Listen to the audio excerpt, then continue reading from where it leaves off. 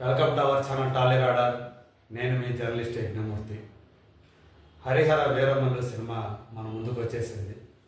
ఎంతో కాలంగా 5 సంవత్సరాల నుంచి కూడా పవన్ కళ్యాణ్ అభిమానులు అలాగే సగటు ప్రేక్షకులు కూడా ఆ సినిమా కోసం ఆతృతతో ఎదురు చూస్తూ వచ్చారు.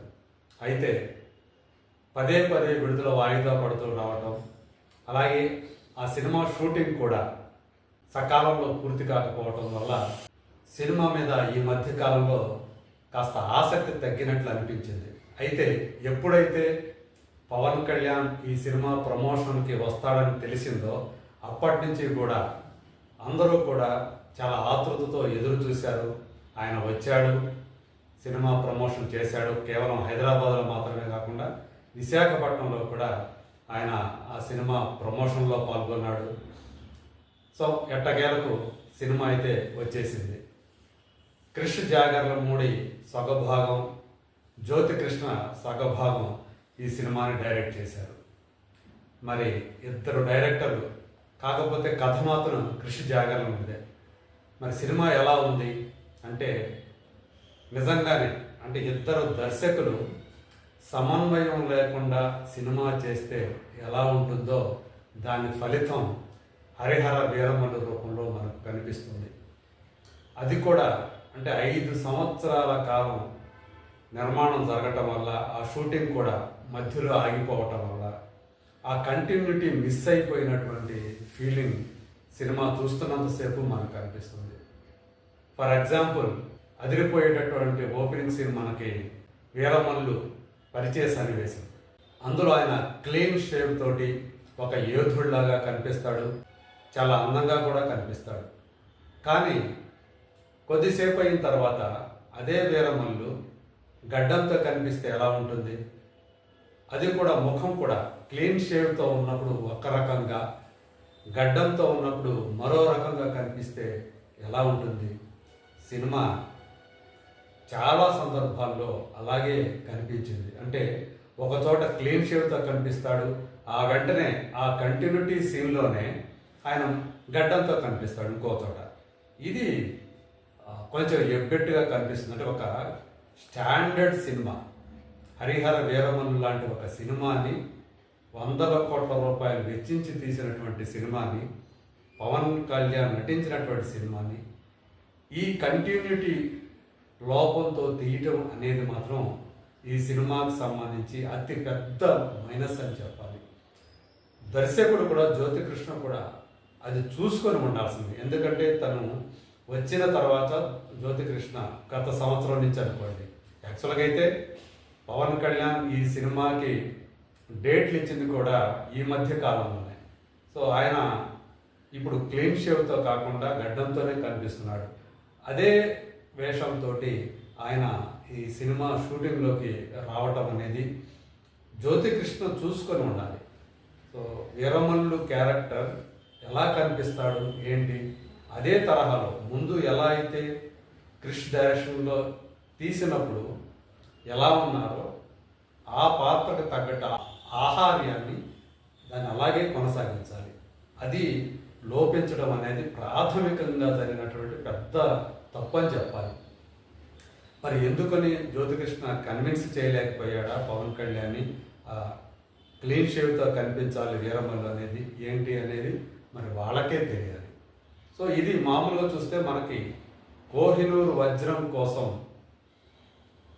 జరిగేటువంటి కథ, అది ఔరంగజేబు సంరక్షణలో ఉంటుంది, ఎర్రకోటలో ఢిల్లీలో ఉంటుంది. హైదరాబాద్ నుంచి బయలుదేరి వెళ్ళి అక్కడ కోహినూరు వజ్రాన్ని దొంగిలించడం అనేది వీరమల్లు పెట్టుకున్నటువంటి టాస్క్. ఇది ముందుగానే మనకు తెలిసింది. సినిమా రిలీజ్కు ముందే ఈ కోహినూరు వజ్రం మీదే ఈ సినిమా కథ నడుస్తుందని.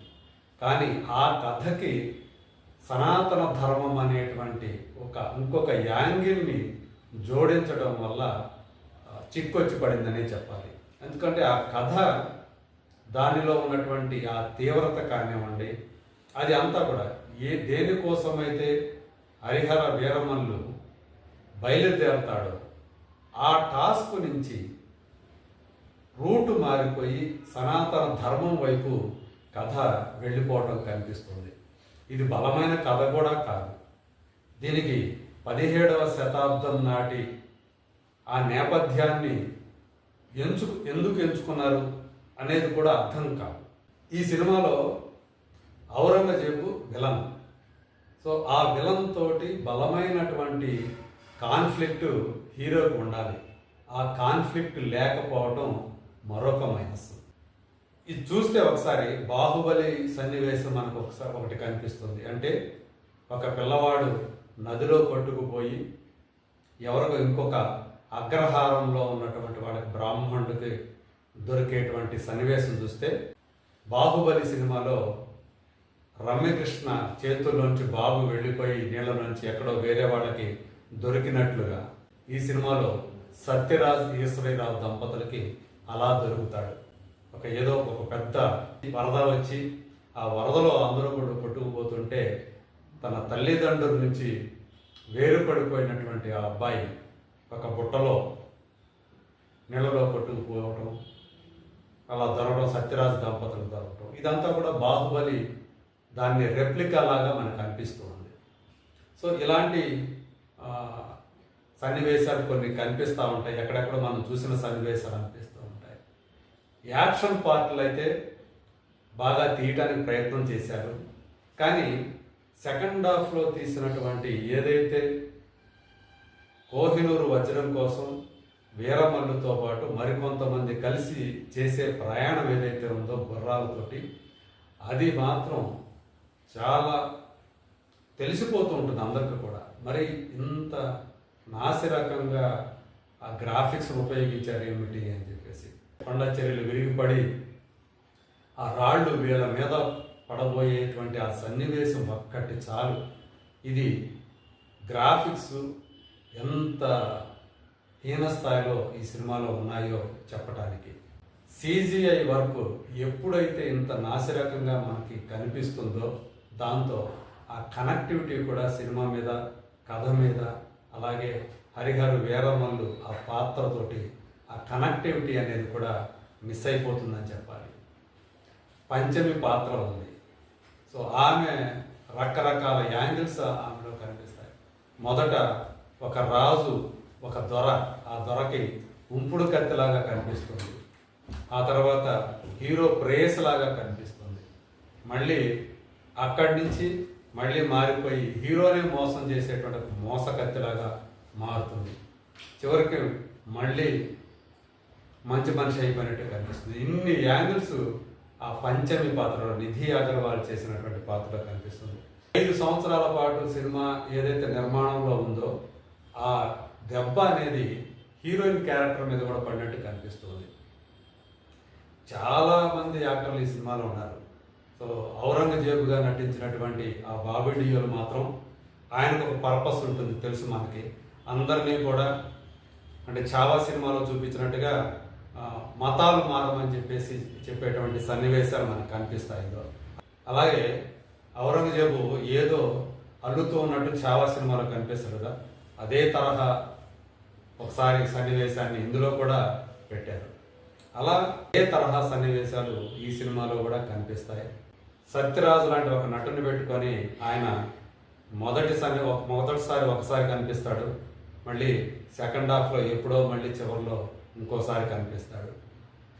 సో అట్లా సునీలు, సుబ్బరాజు, నాజర్ వీళ్ళ పాత్రలు పెట్టారు.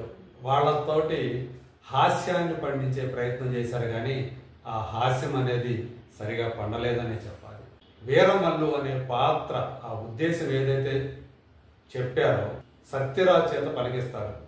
ఆ వీరమల్లు అనేటువంటి పేరు పెట్టేటప్పుడు ఇతను ఏ అంశతో పుట్టాడు అంటే శివుడు అంశతో పుట్టాడా లేకపోతే విష్ణు అంశతో పుట్టాడంటే కాదు, ఇద్దరితో కదా, అమ్మవారి అంశతో పుట్టినవాడు అని చెప్పేసి సత్యరాజ్ చేత డైలాగ్స్ పలికించారు. సో ఆయన అమ్మవారి అవతారంలానే ఒక సన్నివేశంలో మనకు కనిపిస్తాడు. తనే ఒక డైలాగ్ రూపంలో చెప్తాడు. సనాతన ధర్మానికి సంబంధించినటువంటి విషయాల్ని ఈ సినిమాలో బలవంతంగా చొప్పించినట్టు చాలా సందర్భాల్లో కనిపిస్తుంది. ప్రత్యేకించి ఆ సెకండ్ హాఫ్లో అయితే మొఘలాయి సైనికులు హిందువుల మీద చేసేటువంటి అకృత్యాలు, అత్యాచారాలు వంటివి ఈ సినిమాలో కూడా చొప్పించే ప్రయత్నం చేశారు. దాన్ని ఓ సందర్భంలో వీరమల్లు ఎదుర్కొంటాడు.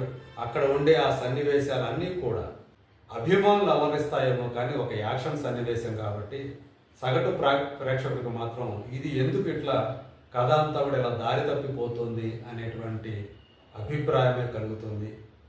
వీరమల్లు పాత్ర ఒక రకంగా మొదలైంది, చివరికి ఇంకొక రకంగా, అంటే ఈ ఫస్ట్ పార్ట్ వరకే, ఇది ఇంకా సెకండ్ పార్ట్ కూడా ఉందని చెప్పేసి క్లైమాక్స్లో చెప్పారు. దానికి బ్యాటిల్ ఫీల్డ్ అంటే యుద్ధ భూమి అని చెప్పేసి పేరు పెట్టారు ఆ సెకండ్ పార్ట్కి. దీనికేమో స్వర్డ్ వర్సెస్ స్పిరిట్ అని చెప్పేసి ఈ ఫస్ట్ పార్ట్కి ఆ ట్యాగ్ అయితే పెట్టారు, క్యాప్షన్. సో మొత్తం ఏతావాత చూసినప్పుడు అతుక్కుల బొంతలాగా ఈ సినిమా అనిపిస్తుంది. సన్నివేశాలు కానివ్వండి, ఆ కథ నడిచే తీరు కానివ్వండి. ఫస్ట్ హాఫ్ కొంత మేరకు పర్వాలేదు అనిపిస్తుంది. సెకండ్ హాఫ్లో మాత్రం మొత్తం కూడా దారి తప్పిపోయినటువంటి ఫీలింగ్ కలుగుతుంది. ఇది సినిమా ఓవరాల్ ఆ ఫీల్ ఏదైతే ఉందో దాని మీద పెద్ద దెబ్బే కొడుతుందని చెప్పాలి. అంటే ఒక ఎమోషన్ అనేది క్రియేట్ కాలేదు. సినిమా త్రూ అవుట్ ఒక ఎమోషన్ క్రియేట్ కావాలి. హీరోకి ఒక ఏదైతే పర్పస్ ఉందో ఆ పర్పస్ని సాధించడానికి అతడు చేసే ప్రయాణం ఏదైతే ఉందో ఆ ప్రయాణంతో ప్రేక్షకుడు సహానుభూతి చెందాలి, కనెక్ట్ కావాలి. అలా కనెక్ట్ కాకపోవడమే ఈ సినిమా చేసుకున్న దురదృష్టం అని చెప్పాలి.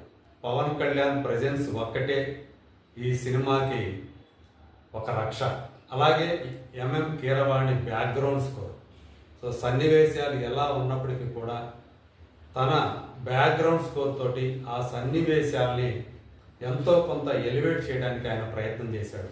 ఆ మ్యూజిక్ కూడా లేకపోతే ఈ సినిమా పరిస్థితి మరింత ఘోరంగా తయారై ఉండేది. మనకి తెలిసిపోతుంది. అంటే క్రిష్ రాసుకున్నటువంటి కథ ఏదైతే ఉందో అది మొత్తానికి ద్వితీయార్థంలో దారి తప్పిపోయిందని చెప్పాలి. అనేక మంది యాక్టర్లు వస్తుంటారు, పోతూ ఉంటారు. తనికెళ్ళ భరణి క్యారెక్టర్ అది గోల్కొండ నవాబు దగ్గర ఉండేటువంటి ఒక క్యారెక్టర్ లాగా ఆయన కనిపిస్తాడు, 1-2 సీన్లు అంతే. ఈ గోల్కొండ నవాబు క్యారెక్టర్ని బాలీవుడ్ నటుడైనటువంటి దలీప్ తహిల్ పోషించాడు. ఈ కోహినూరు వజ్రాన్ని ఎర్రకోట నుంచి తీసుకొచ్చేటువంటి బాధ్యత ఆయనే వీరమల్లుకి అప్పచెప్పినట్టుగా ఈ సినిమాలో చూపించారు. సో అక్కడి నుంచి కథ ద్వితీయార్థంలోకి వెళుతుందని చెప్పేసి చెప్పాలి. ఎక్కువగా గ్రీన్ మ్యాట్లోనో బ్లూ మ్యాట్లోనో ఈ సినిమాని తీసి, అంటే ఆ గుర్రాలు పోయే విధానం, వెనక బ్యాక్గ్రౌండ్ చూపించే విధానం, ఇవన్నీ కూడా ఎక్కడా కూడా అతకని పొసకని విధంగా ఉంటుంది. CGI వర్క్ తోటి వీటిని కలిపే ప్రయత్నం చేశారు. అది చాలా స్పష్టంగా కనిపిస్తుంది. సినిమాటోగ్రఫీ కూడా అట్లాగే ఉంది. ఒక్కో చోట ఒక రకంగా, ఒక్కో చోట ఇంకో రకంగా, ఆ కలర్ షేడింగ్ కూడా మారిపోతూ వస్తూ ఉంటుంది. సో కేవలం ఈ సినిమా చూస్తే పవన్ కళ్యాణ్ కోసం మాత్రమే చూడాలి. ఒక మంచి సినిమాటిక్ ఎక్స్పీరియన్స్ కోసం ఈ సినిమా చూద్దామని వెళ్ళిన వాళ్ళకి మాత్రం నిరుత్సాహం తప్పదు. ఈ సినిమాకి నేను ఇచ్చేటువంటి రేటింగ్ 2/5.